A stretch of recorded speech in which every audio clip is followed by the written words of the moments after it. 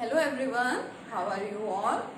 Last time हम लोगों ने डिस्कशन किया था बोर्ड्स मॉडल की यूजफुलनेस या उसकी एडवांटेजेस का। जो हमारा बोर्ड्स मॉडल है उसके काफी सारी एडवांटेजेस और काफी सारी उसकी यूजफुलनेस है। उसने बहुत सारी चीजों को एक्सप्लेन किया था जिनको बाकी अदर मॉडल्स एक्सप्लेन नहीं कर पाए थे, लेकिन उन सब के बावजूद भी ये जो हमारा बोर्ड्स मॉडल है इसकी भी कुछ लिमिटेशंस थी। ठीक है, तो आज हम सबसे पहले ये स्टडी करेंगे कि बोर्ड्स मॉडल ऑफ एटम की क्या मेन लिमिटेशंस थी। फर्स्ट देखिए, जब मैंने आपको एक्सप्लेन किया था बोर्ड्स मॉडल और उसकी यूजफुलनेस बताई थी तो मैंने आपको क्या कहा था कि हाइड्रोजन एटम के स्पेक्ट्रा को इसने एक्सप्लेन किया था और मैंने आपको डायग्राम बना के दिखाया भी था कि 5 डिफरेंट सीरीज आप उसमें स्टडी कर रहे थे, Lyman, बामर, Paschen, bracket and fern series. तो देखिए वो जो स्पेक्ट्रा था वो किसके लिए था? हाइड्रोजन के लिए था।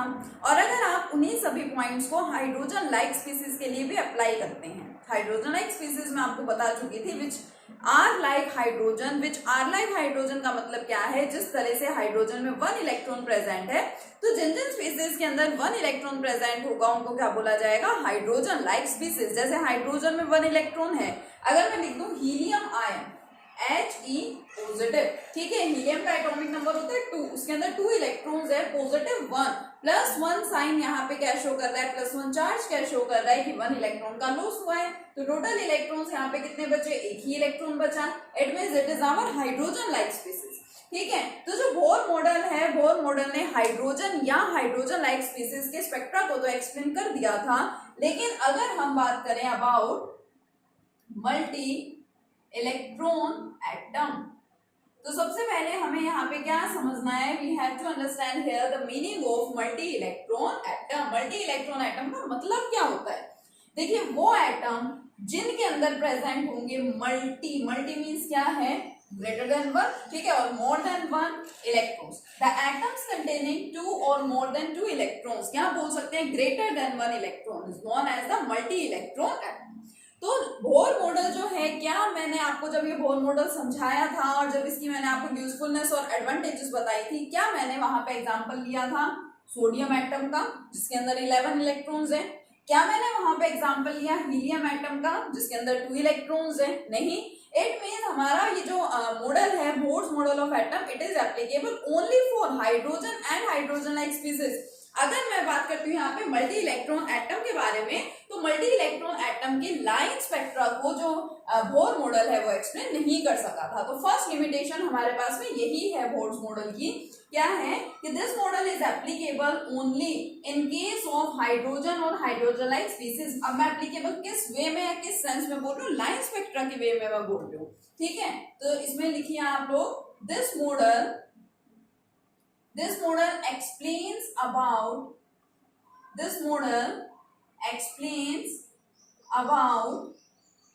the line spectrum. This model explains about the line spectra of hydrogen and hydrogen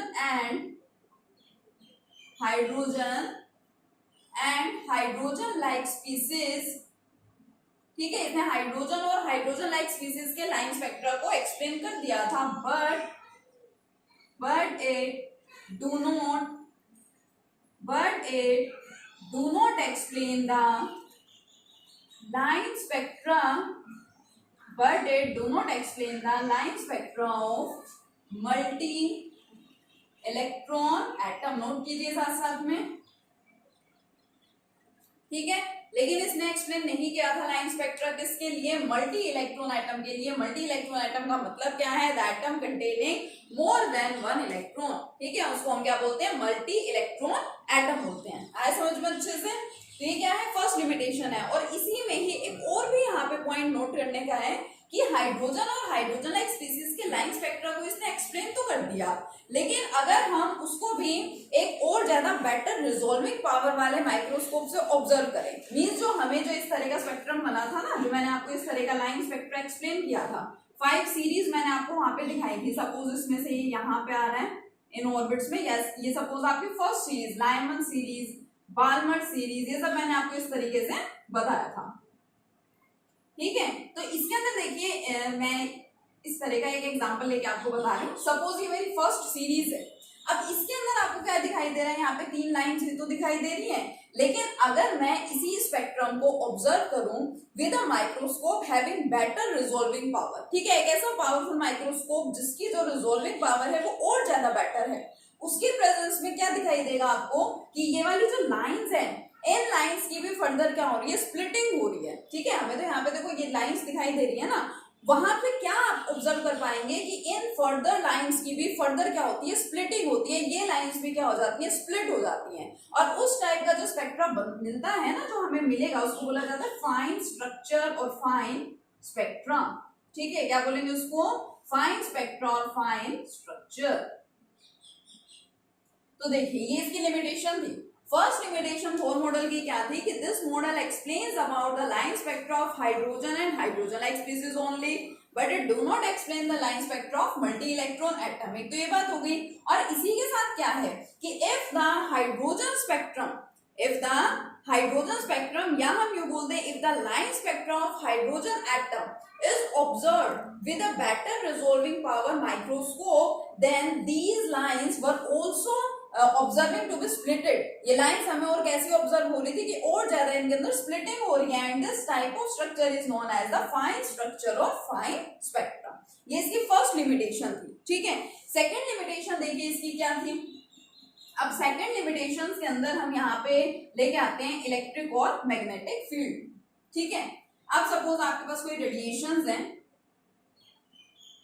in radiations की स्प्लिटिंग को आप ऑब्जर्व कर रहे हैं, या इन रेडिएशंस को मैं सिंपली बोलूं, स्प्लिटिंग बात की बात है, इन रेडिएशंस के लिए आप फिनोमेना ऑब्जर्व कर रहे हैं इन मैग्नेटिक फील्ड। सपोज आपने मैग्नेटिक फील्ड अप्लाई कर रखा है और वहां पे आप इन रेडिएशंस के फिनोमेना को स्टडी कर रहे हैं, तो वहां पे भी आपको क्या दिखाई देगी, स्प्लिटिंग ऑफ रेडिएशंस।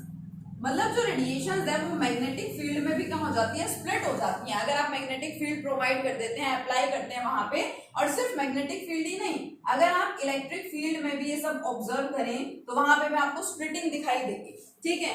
अब ये स्प्लिटिंग क्यों हो रही है, इलेक्ट्रिक फील्ड और मैग्नेटिक फील्ड में रेडिएशंस को रखने से इस तरह की ऑब्जर्वेंस क्यों आपको मिल रही है, क्यों आप यहाँ पे स्प्लिटिंग रेडिएशंस की ऑब्जर्व कर रहे हैं, ऐसे कुछ भी एक्सप्लेनेशन बोर मॉडल नहीं देता है, ठीक है। अगर हम बोर मॉडल के पोस्टुलेट्स देखें, मैंने आपको उसके पोस्टुलेट्स बता रखे हैं, आप उन पोस्टुलेट्स को जरा इस पॉइंट से कंपेयर करके देखिए, क्या उनके अंदर इस टाइप का कुछ भी मेंशन था, नहीं।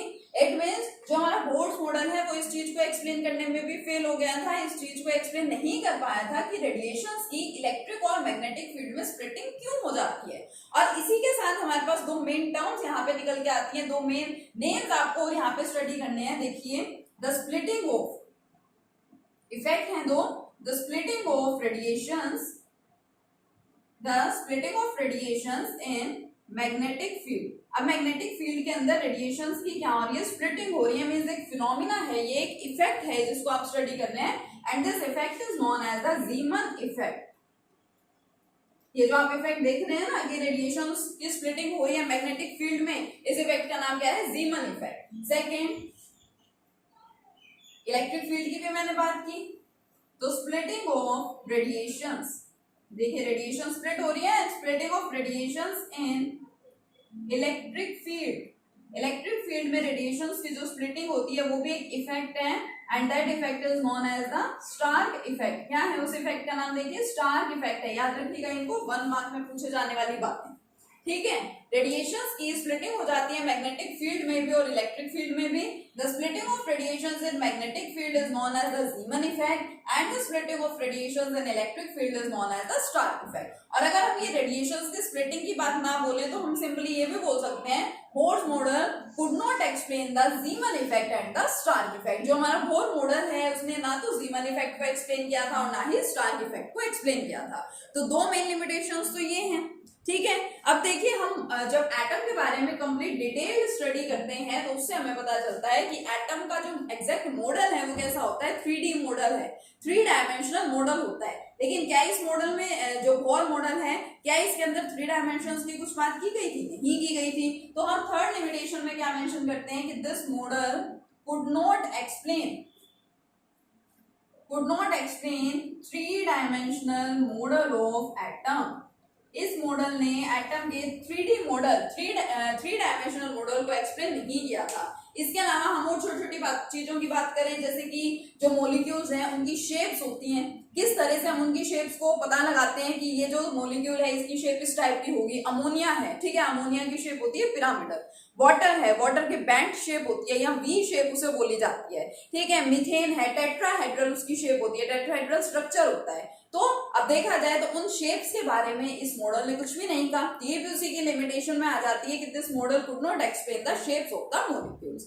अब एटम्स का कॉम्बिनेशन होता है और उससे किसकी फॉर्मेशन होती है, मॉलिक्यूल्स की फॉर्मेशन होती है।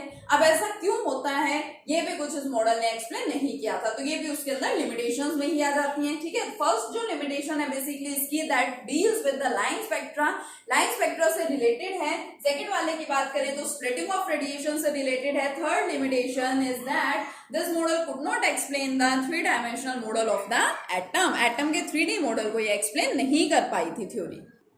देखिए नेक्स्ट लिमिटेशंस, फोर्थ लिमिटेशन इसकी क्या है, this model could not explain the shapes of molecules, इस मॉडल ने मॉलिक्यूल्स की शेप्स किस तरह से हम फाइंड आउट करते हैं इसके बारे में कोई एक्सप्लेनेशन नहीं दी थी। And last one is that this model could not explain the ability of atoms to form molecules by chemical bonds, ठीक है। ये मॉडल एक्सप्लेन नहीं कर पाया था एटम्स की एबिलिटी के बारे में कि एटम्स जो है वो केमिकल बॉन्ड्स की हेल्प से मॉलिक्यूल्स की फॉर्मेशन क्यों करते हैं, ठीक है। तो ये क्या थी, लिमिटेशंस थी बोर्ड्स मॉडल ऑफ एटम। इनको आप अच्छे से स्टडी कीजिए, बहुत सिंपल सा टॉपिक है। Thank you.